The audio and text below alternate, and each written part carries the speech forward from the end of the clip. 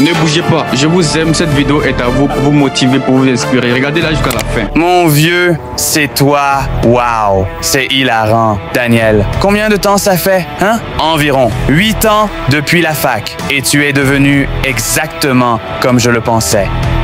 Fauché. Je t'ai même vu prendre le bus.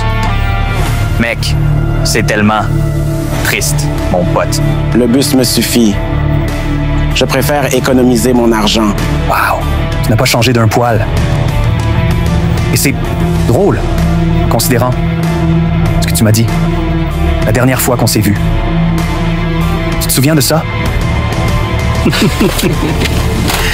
Tu vois, c'est ce qui arrive quand on achète des trucs bon marché. Ça casse. Un jour, je serai tellement riche que tu regretteras de t'être moqué de moi. Ah, vraiment? Eh bien, dommage que ça n'arrivera jamais. Hein? Tu seras toujours un perdant fauché. Allez, les gars. Et nous voilà, toutes ces années plus tard, et tu es toujours un perdant fauché qui doit prendre le bus.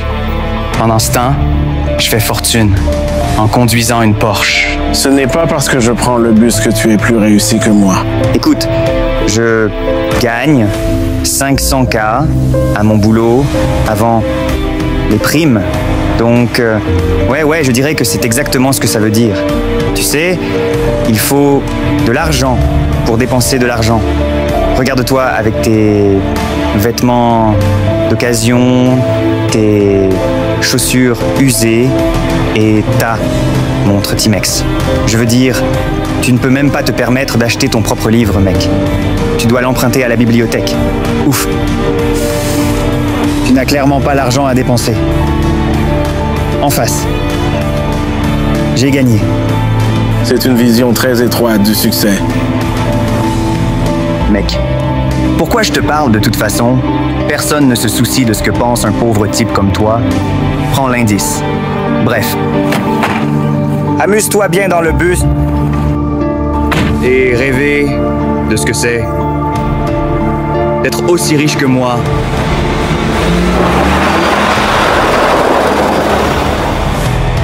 Oui, celui-ci est sympa.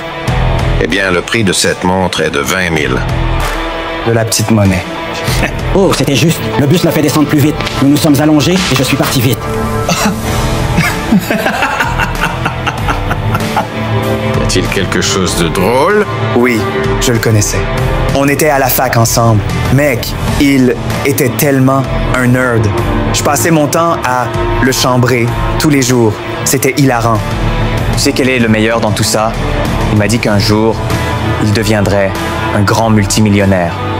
Mais maintenant, il travaille juste ici, au centre commercial. C'est pas triste, ça? Je prends la montre, mais je veux la porter en sortant du magasin. Bien sûr. Puis-je voir votre poignet? Non, je veux qu'il me la mette au poignet et ensuite, je veux qu'il m'encaisse. Sinon, je sors et votre magasin perdra un client très lucratif, c'est-à-dire moi.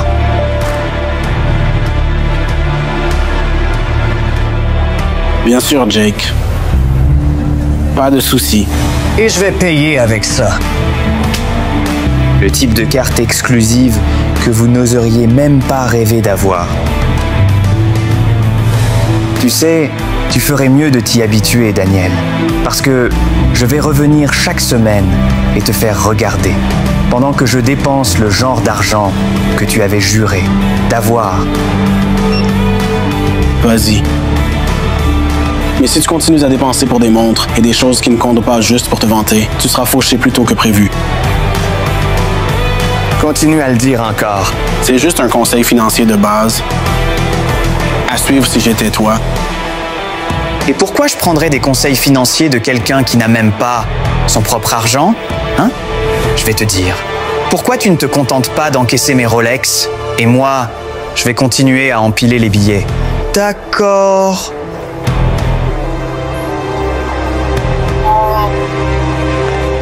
Jake continuait à dépenser de plus en plus d'argent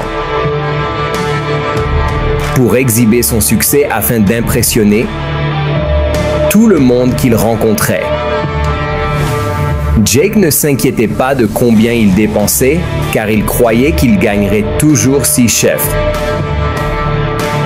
Au moins, jusqu'à ce qu'il soit licencié. Les fêtes de Jake et ses nuits à se vanter l'ont amené à manquer échéance après échéance, jusqu'à ce que son patron en ait finalement assez.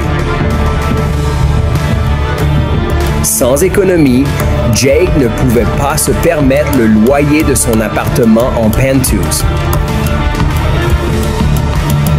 Jake a dû vendre tout ce qu'il pouvait, de ses meubles à ses costumes élégants, en passant par sa voiture de sport et même sa précieuse collection de Rolex, juste pour éviter d'être expulsé.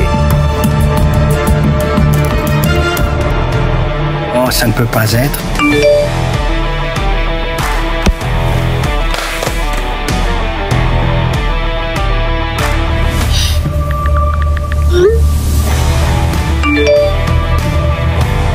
Oui. Oh, merci Seigneur.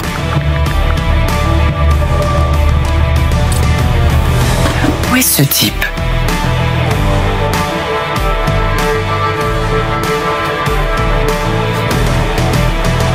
Wow. Tu sais, je ne savais pas que le bus allait jusqu'à ce quartier. Eh bien, si. Qu'est-ce que tu fais ici, de toute façon? Tu sais, les prix par ici sont un peu au-dessus de tes moyens. En fait, j'attends quelqu'un qui est censé me vendre sa voiture, ainsi que quelques montres Rolex.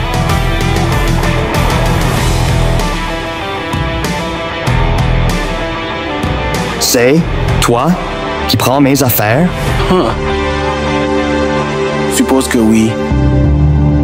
Je ne comprends pas, pourtant, comment quelqu'un aussi fauché que toi peut-il acheter ma Porsche et ma collection de Rolex? Parce que je ne suis pas aussi fauché que tu le pensais. Tu vois, pendant que tu dépenses ton argent en vêtements tape à l'œil et montres chères, moi, je cherche des affaires. Au lieu de dépenser des centaines de milliers de dollars pour un actif qui se déprécie comme une voiture de luxe, j'ai dépensé 50 pour un abonnement de bus. Pendant que tu faisais la fête et dépensais ton argent, moi, j'économisais le mien. Et j'investissais dans des choses qui prennent de la valeur, pas qui en perdent. Tu vois, je suis millionnaire. En fait, multimillionnaire. Tu sais quoi? En fait, j'étais déjà millionnaire. Le jour où tu te moquais de moi chez le bijoutier. Ah, vraiment? Si c'est le cas, pourquoi travailles-tu au centre commercial? J'aime travailler pour l'un d'eux. Mais surtout, je fais toujours mes recherches. Tes recherches? Pourquoi? Acheter ce centre commercial? Oh, je vois. Donc, tu as acheté le centre, c'est ça? Investir dans l'immobilier commercial, c'est ainsi que je fais passer des millions à des centaines de millions. Non, pas question.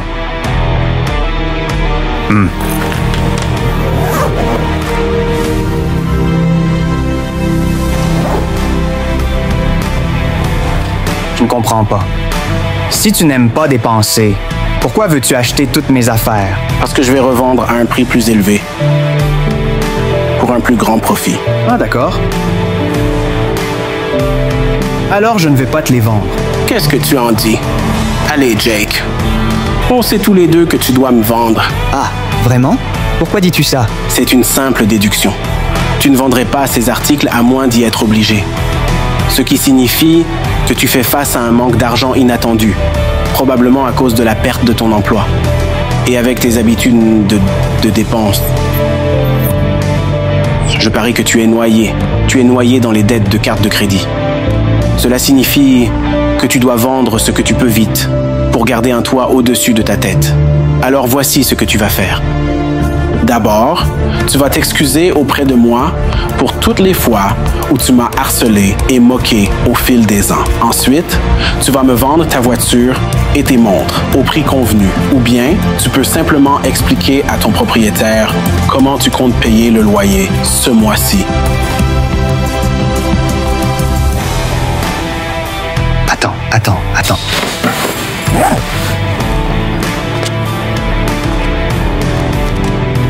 C'est d'accord.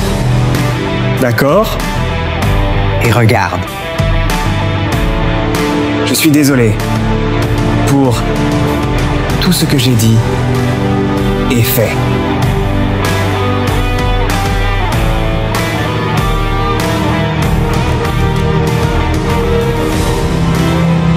s'avère que tu as raison après tout. Tu sais, je serais plus qu'heureux de t'aider à mettre tes finances en ordre. Si tu es prêt à arrêter les dépenses frivoles. Vraiment? Bien sûr. C'est-à-dire, si ça te va de recevoir des conseils d'un perdant dans le bus. Je suis plus que d'accord. Merci, mec. J'apprécie vraiment. Merci d'avoir regardé cette vidéo. Elle peut transformer votre vie. Agissez maintenant. Je vous aime.